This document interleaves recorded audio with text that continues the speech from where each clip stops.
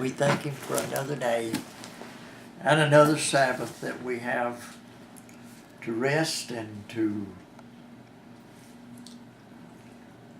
be with one another and to look into His holy word today. And I'm so thankful that He gives us that privilege, and He gives us the privilege not only to look into it, but to Him Himself enlighten you concerning that word, And I think it's in Psalms where he speaks about how where the psalmist David, I believe it's David speaking there, where that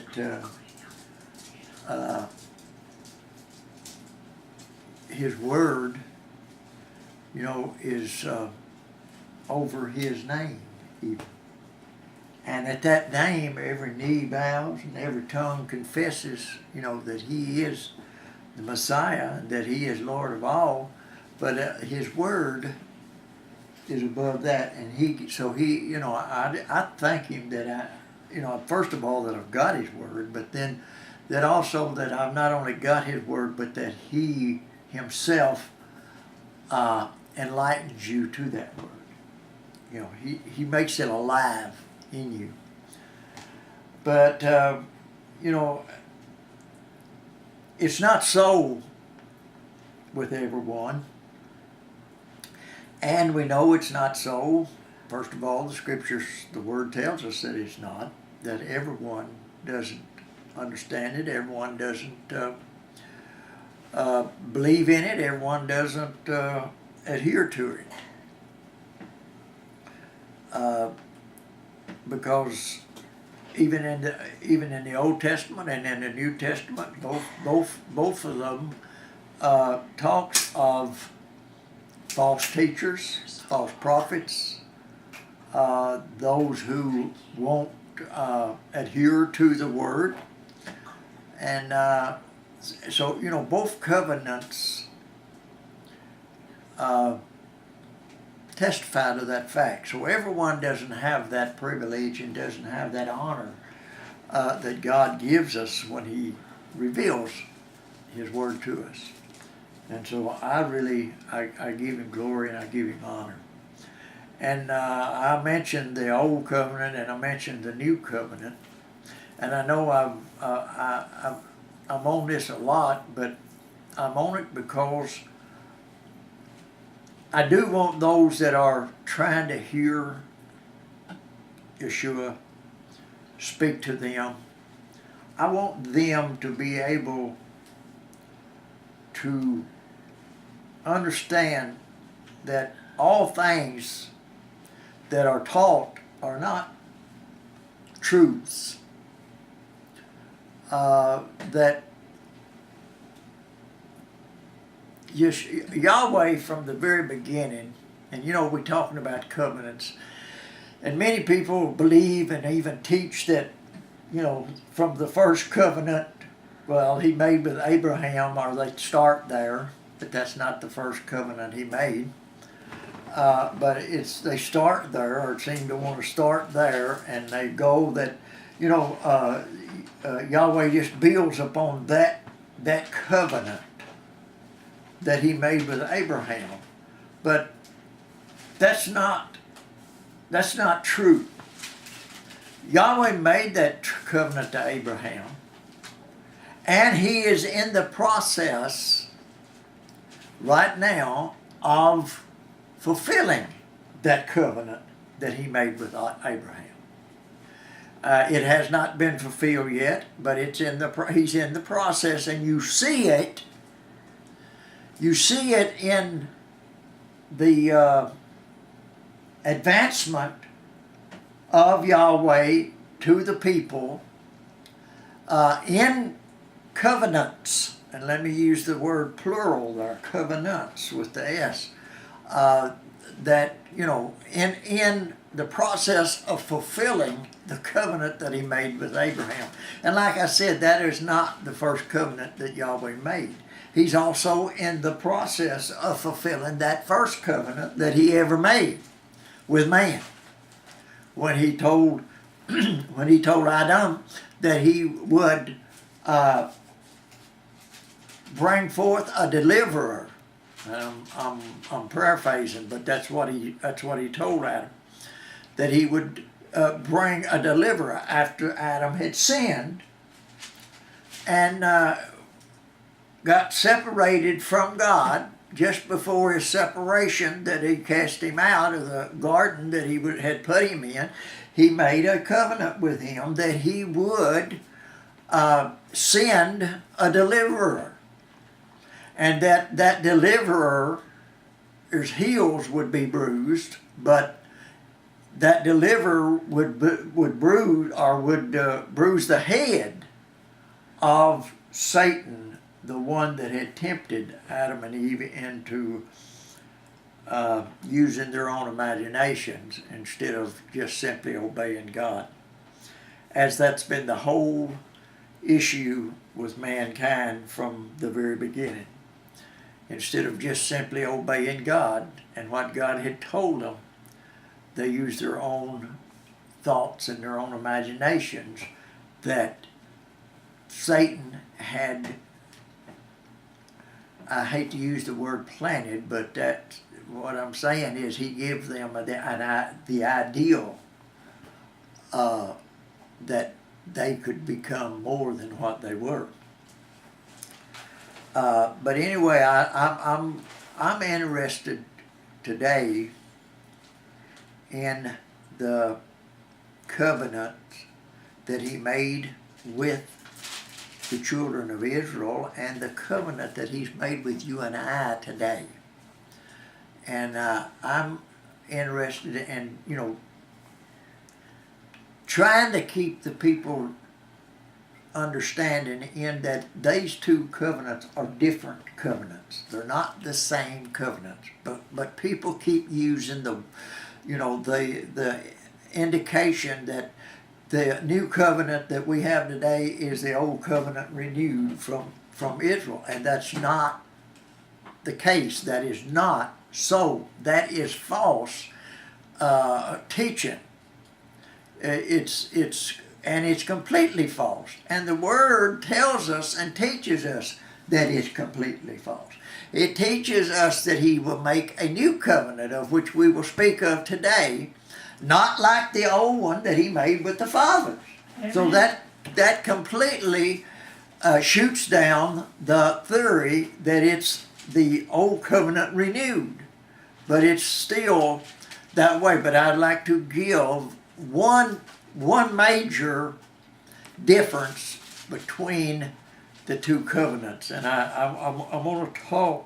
I'm going to start, and I'm going to read in Jeremiah, if y'all will, the 31st verse, and I've read it 31st chapter. I'm sorry, and I've read in this chapter a lot, and I've referred to it a lot.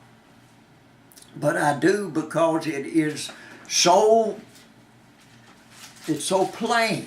The scripture is so plain, and it describes, if people will read and will understand, it describes a big difference between the two covenants, which if people could understand, they would understand that they are not, and they could go on from that and begin to learn about who Yeshua really is and the faith that we put in him, and not in the fact of the covenants that he made, but the faith that we put in him is the difference maker between heaven and hell. And speaking a little bit about the old one that he had made with the children of Israel there on Mount Sinai, that he had given them. Now we know that the laws and precepts of God, and I'm referring to the commandments of God that he spoke specifically to, that God himself spoke specifically to the children. They are forever the same, if you regardless. But that's not the covenant or the entirety of that covenant. That they are the same regardless. Now they are applied different under the new covenant than they were than they were under the old covenant. First of all, they were written on stone tablets,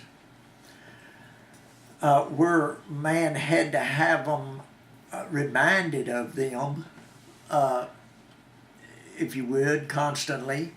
They even had to wear a thing on the borders of their garment to be reminded of them. And they were written in stone, tablets of stone, and they were placed in the mercy seat of the Ark of the Covenant, away from man. That was the only copy there was of them.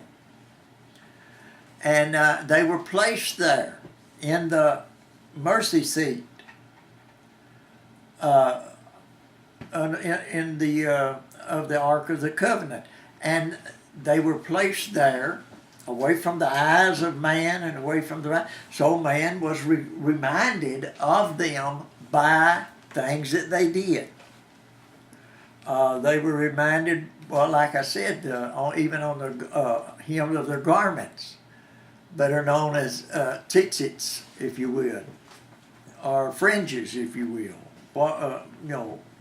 Ever how you want to refer to them. Pomegranates? No, well, that was that was not specifically on that for that purpose, but it was for a purpose.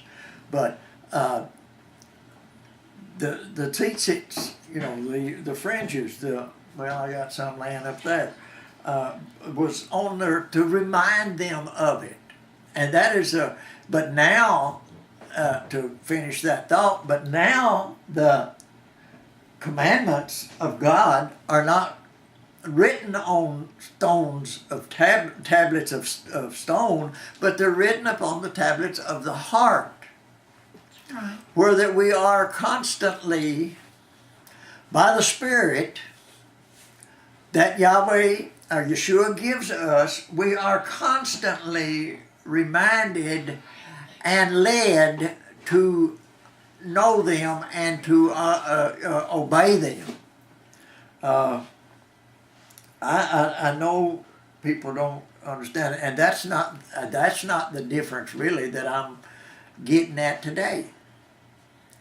But it does lend to the difference that I'm getting at today, because under the old covenant, every man was his brother's keeper. In other words, what I did reflected to you. What you did reflected to me. Because he looked at the whole house of Israel, all 12 tribes, if you will. He looked at the whole house of Israel as one. And that one, all of it, had to look after each other. If one did something wrong, then the whole body, if you will, the whole body suffered. Yes, it does. We know that by the one story of the man called Achan, that when Israel went in and destroyed this city, God told them not to take anything out of that city. But Achan did. And the whole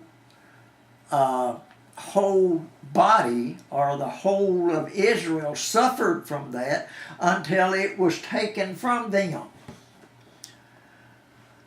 And so, they looked on it as one. But now today, you and I, we will suffer for our own sins. David there, my son, is not going to suffer for my sins. And nor am I going to suffer for his. my wife, I'm not going to suffer for her sins, nor is she going to suffer for mine. We're all individually now, and if you will, we're our own keeper, if you will. And it says it here in the 31st verse, 31st chapter once again. And I'm going to start reading in the 28th verse of that chapter. And like I've always told you, though, you read above it, below, wherever I stop, whatever, to get what the complete zest of what Yahweh is saying. But I'll start reading in the 28th verse. And this is what it really is explaining here. This is what it's really saying here about when he's announcing to them, or having Jeremiah announce to them, prophesying to them that he's going to make a new covenant with the house of Israel. And this, starting here at this 28th verse, and where I can bring in what I was just talking about, it says, "And it shall come to pass, like as I have watched over them, to pluck up and to break down and to throw down and to destroy and to afflict, so will I watch over them to build and to plant, saith Yahweh. In those days," now he's talking about the days to come. He's referring, as we will see, about the new covenant that he's going to make with the house of Israel. "In those days they shall say no more, the fathers have eaten a sour grape, and the children's teeth are set on edge." In other words, no longer am I, as the son, going to be responsible for what the father did. No longer is my son or anyone going to be responsible for what I've done. "But everyone," and this explains it, "but everyone shall die for his own iniquity." Your own sins. Every man will die for his own sins, not for the sins of others, as it was under the old covenant. When Yahweh looked on the whole house of Israel as one, and everyone suffered as one. "But everyone shall die for his own iniquity. Every man that eateth the sour grape, his teeth shall be set on edge." Your teeth, you're responsible for your own iniquities, or your own sins, your own evil doings. You're going to be responsible. Nobody else is going to be responsible under this new covenant that Yahweh is going to make with the house of Israel. And it begins to speak of it here. "Behold, the days come, saith Yahweh, that I will make a new covenant with the house of Israel and with the house of Judah." Now, many people today, and that's the reason they want, and that's the reason they, or how they refer to the new covenant, the old covenant renewed, because of they look at the word there where it says that I will make a new covenant with the house of Israel, and they look at the word new in the Hebrew, and one of the definition is to renew. But there's two, and I didn't bother to look up the words. I used to know them, but I can't think of them right now.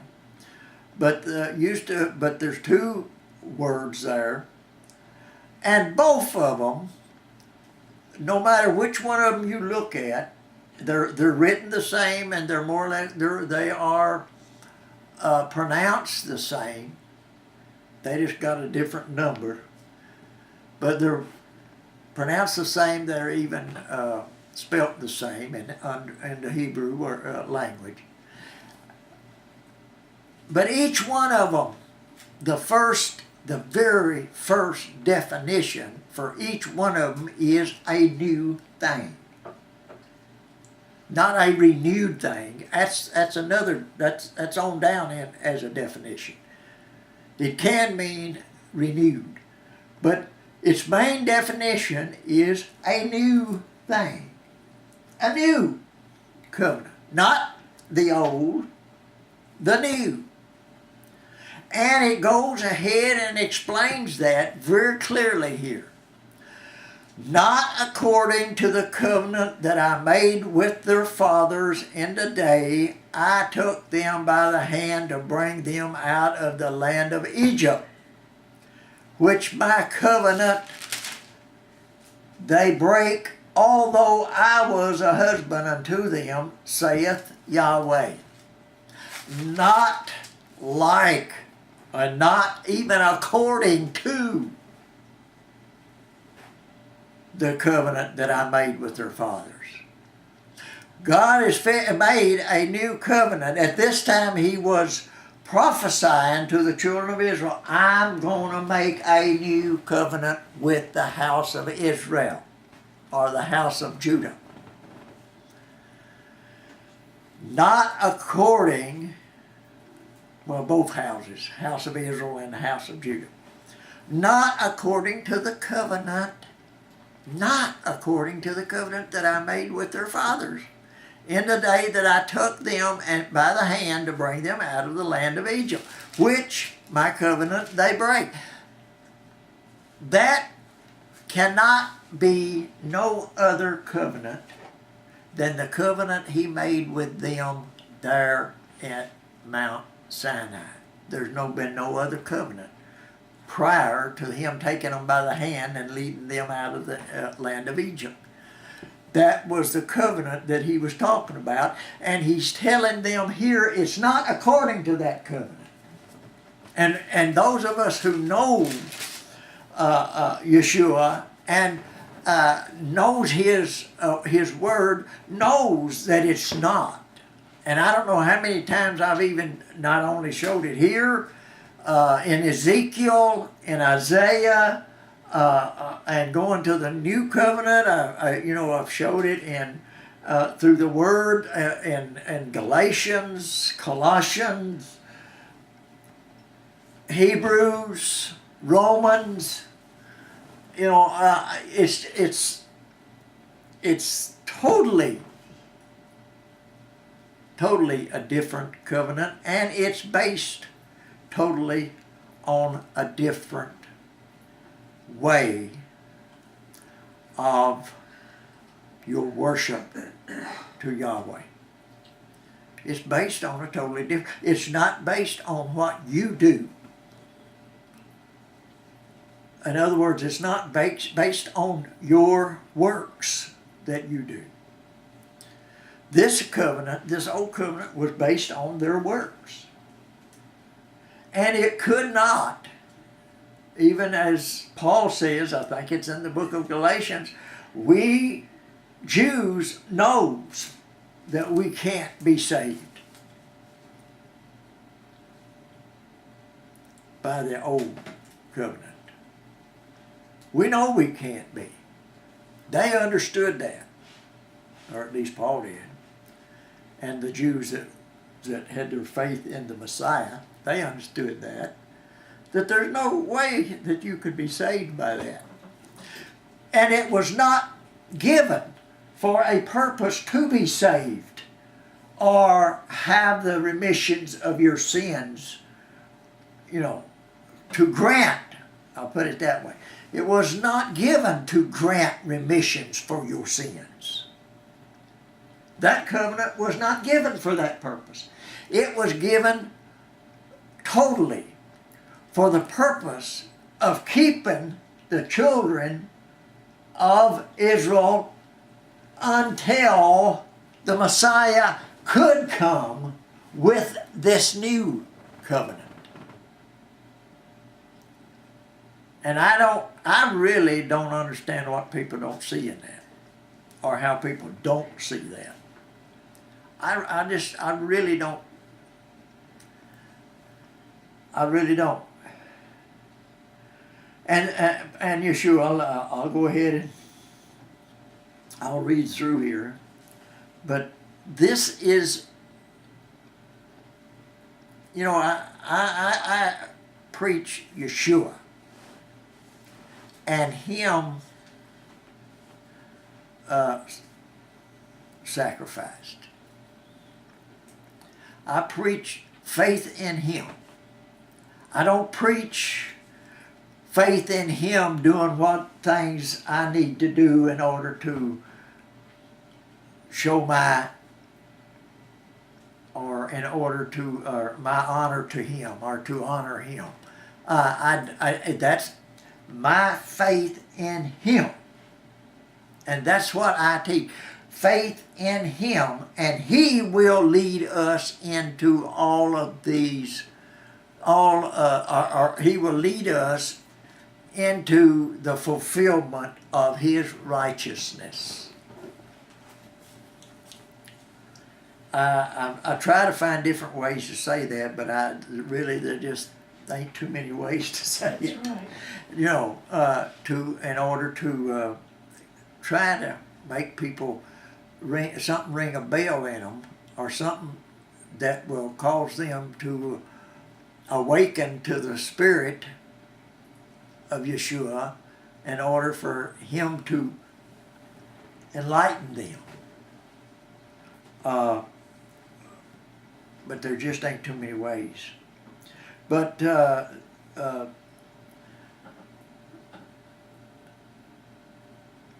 33rd verse says, "But this be the covenant that I will make with the house of Israel. After those days, saith Yahweh, I will put my law, my commandments, in their inward parts, and write in their hearts, and will be their God, and they shall be my people. And they shall teach no more every man his neighbor and every man his brother, saying, Know Yahweh. For they shall all know me, from the least of them unto the greatest of them, saith Yahweh. For I will forgive their iniquity, and I will remember their sin no more." Now, He's not saying every man and woman of Israel is going to be saved. But He's saying those that are His will be saved. And they shall know me. And that's what He's saying here. And they shall teach no more every man his neighbor or every man his brother, saying, Know Yahweh.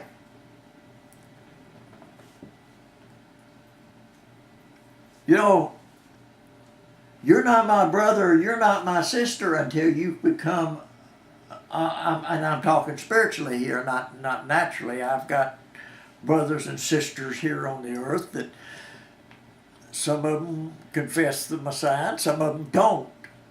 But they're still, according to my flesh, they're still my brothers or my sisters. But everybody here on earth is not my brother or my sister. Only those that are the Messiahs are mine, are my brothers or my sisters. And he says, every man his brother, saying, Know Yahweh. Every man is not my neighbor, and every man is not my brother. Only those that know Yahweh.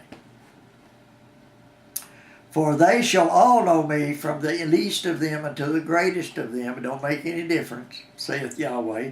For I will forgive their iniquity, and I will remember their sin no more. Thus saith Yahweh, which giveth the sun for a light by day, the ordinances of the moon and of the stars for a light by night, which divideth the sea when the waves thereof roar. Yahweh of hosts is His name. And he says here, if these ordinances, this covenant, or these laws, depart from before me, saith Yahweh, the seed of Israel shall also cease from being a nation before me forever. It ain't going to happen. In other words, that's what he's saying. It ain't going to happen. Thus saith Yahweh, if heaven above can be measured and the foundations of the earth searched out beneath, I will also cast off all the seed of Israel for all that they have done, saith Yahweh. Behold, in other words, once again, heaven's not going to be able to be measured, nor all the earth searched out. Just of course, there's still, and I'm just saying this, but there's still land that has not been explored on this earth, And I don't know. There's like I don't know the percentage, but it's a very small percentage of the seas and the oceans that has even been explored, if you will. There's so much of them it's man's never even looked at or seen or been in. It's a very small percentage of it that has actually been explored, if you will. Thus saith Yahweh, if heaven above can be measured, and the fountains of the earth, foundations of the earth, searched out beneath, I will also cast off all the seed of Israel for all that they have done, saith Yahweh. He will not cast off all the seed of Israel. Behold, the days come, saith Yahweh, that the city shall be built to Yahweh from the tower of Hananiel unto the gate of the corner. And the measuring line shall yet go forth over against it upon the hill Gareb, and shall compass about Togoth. And the whole valley of the dead bodies and of the ashes, and all the fields unto the brook of Kidron, unto the corner of the horse gate, toward the east, holy unto Yahweh. It shall not be plucked up nor thrown down any more forever. And he is talking about when he fulfills this covenant that he is going to make at that time, that he's going to make with Israel and the house of Judah. Ladies and gentlemen, I know I go over it, and I know sometimes some of you may think, well, why don't he try to teach on something else or whatever, but there's nothing more important to you and I don't care what it is in here, that people find to talk about or teach on. And many of them want to just teach on the Hebrew language and knowing the Hebrew language, and that's wonderful. I love the Hebrew language as far as that goes, and I love to know more about it, but I don't have to know a word of it to be a child of Yeshua. All I have to do is have my faith in Him. And there's nothing more important to teach people and to get people to understand and to follow than to put their faith in Him and let Him lead them and guide them. All these other things that are that man teaches that we ought to be doing, or that we are commanded to do, or whatever, whatever way they use their teaching, their method, is that if we have our faith in the Messiah, He Himself said that He would lead us and guide us into all truths.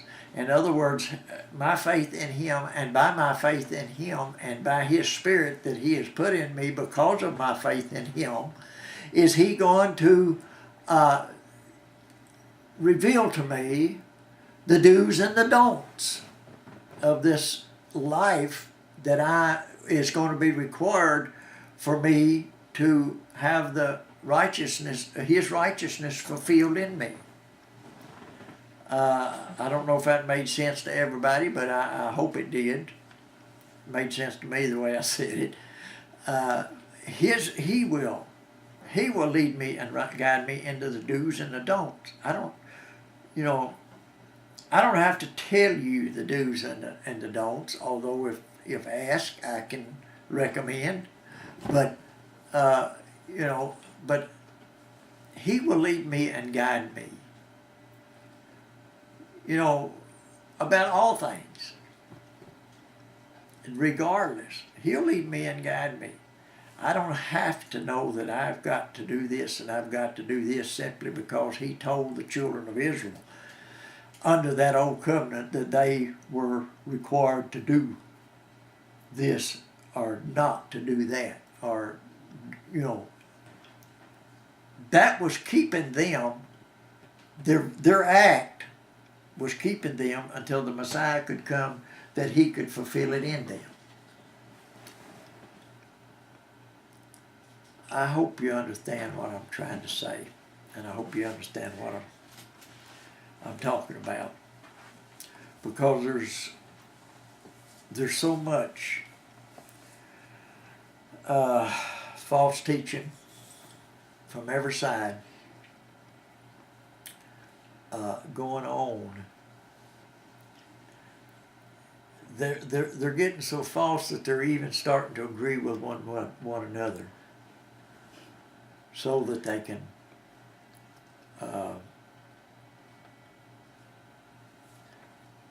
not stand for any particular thing, I guess. I'm not sure. But there is a way, and that is through faith in him and your love to him, and presenting this body unto him, that he himself by the Spirit fulfilled his righteousness in us, and it will lead us and guide us into all things. Shalom.